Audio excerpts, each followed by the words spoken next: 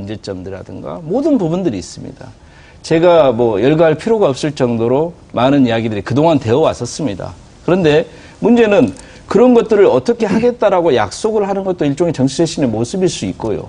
또 홍 교수님께서는 계파 정치 문제 없다 이렇게 말씀하시지만 그 계파 정치에 저는 정말 아름답지 못한 마지막 모습 중에 하나가 엊그저께 한광옥 선생님이 이렇게 새누리당에 입당하신 모습 같은 거라고 생각합니다. 동교동계라고 하는 계파 속에 모여 있다가 거기서 뭔가 역할을 하다가 그 다음에 역할이 떨어지니까 그 그룹이 일부 그룹이 옮겨다니면서 여기 갔다 저기 갔다 옮겨다니면서 마지막에는 자기들이 가장 적대시했던 그룹까지 쫓아가서 자기들의 자리를 잡겠다. 좀 말이 안 된다고 생각합니다. 이게 한국 정치인들의 모습입니다. 저는 이런 정치인들의 모습을 보면서 유권자들이 한국 정치를 믿을 게 없다라고 생각할 거라고 생각합니다. 그런 식으로 치면은요. 그 민주당에 있던 박선숙 전 사무총장이 안철수 캠프로 간 것도 똑같이 그 비난받을 일이죠. 근데 저는 그거는 기본적으로 그 당적을 이전하는 거는 저는 그 행동 자체보다는 결과로 판단해야 된다고 보는데, 그러니까 예를 들면 저는 한강옥 씨가 새누리당 간 거 저는 바람직하다고 봅니다. 왜 바람직하다고 보냐면은 그 호남이 사실은 지역적으로 전체가 민주당이지만 사실 그럴 수가 없는 거거든요. 한 지역이.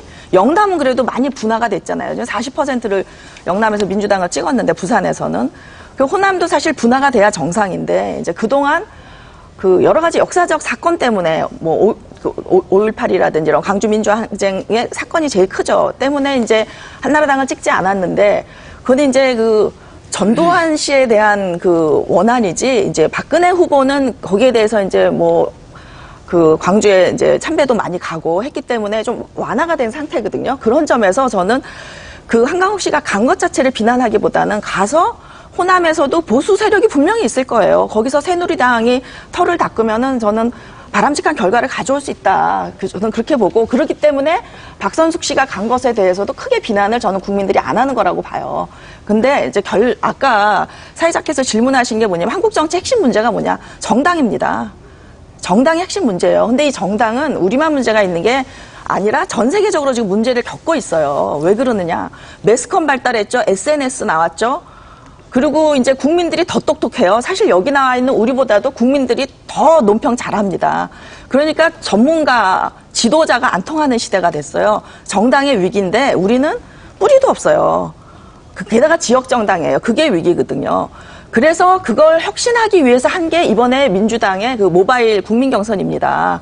그래서 새누리당은 사실 제가 아까 타이탄이라고 얘기했는데 정당에서 의원 수가 중요한 게 아니라요. 우리 사회에서 새누리당 보수 세력이 가지고 있는 힘은 거의 보수의 나라라고 할 정도로 사법, 검찰, 언론, 재벌 모든 권력을 다 가지고 뒤에 배경으로 가지고 있는 정당이에요. 그러니까 새누리당이 그렇게 일방적으로 힘이 큰 데다가 국회에서도 거대 정당이니까 야당이 표결을 안 하려고 그러는 거예요. 왜? 표결하면 뻔하니까. 근데 어느 정도 좀 균형이 맞춰지면 그리고 표결을 자유롭게 해두면은 왜 표결이 안 되겠어요? 그러니까 저는 지금까지 얘기했던 모든 한국 정치의 문제가 지역 정당에 있다라고 볼 때는 민주당이 이미 지역 정당 혁신을 시작했다.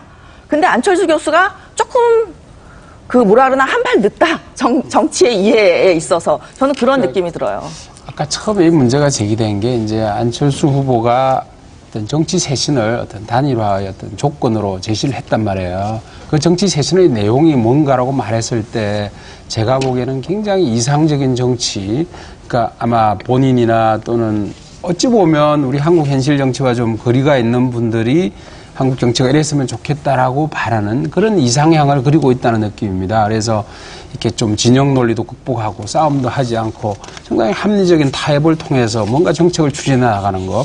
지금도 새 후보가 모여서 서로 합의할 수 있는 것. 경제민주화에 관한 중요한 내용들은 합의해서 누가 대통령이 되든 실체하면 되지 않느냐. 이런 식의 생각들을 하시는 것 같아요. 그게 전 굉장히 좀 어찌 보면 굉장히 순수하고 참 어찌 보면 좀 나쁜 표현으로 순진할 수가 있는데 한국 정치 현실하고는 너무나 아까 우리 조 교수님이나 홍 교수님 말씀하시는 거 한국 정치 현실이 그렇거든요. 서로 진영 논리 싸우고 막 이런 게 한국 정치 현실인데 그래서 안철수 후보가 어떤 정치 쇄신으로 내거는 조건이라는 것이 뭐냐? 이런 한국 정치 현실에서는